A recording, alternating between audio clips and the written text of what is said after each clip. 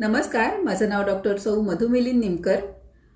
पत्रकारितेला आपण लोकशाहीचा चौथा स्तंभ म्हणून म्हणतो, कारण तो लोकांचा आवाज आहे.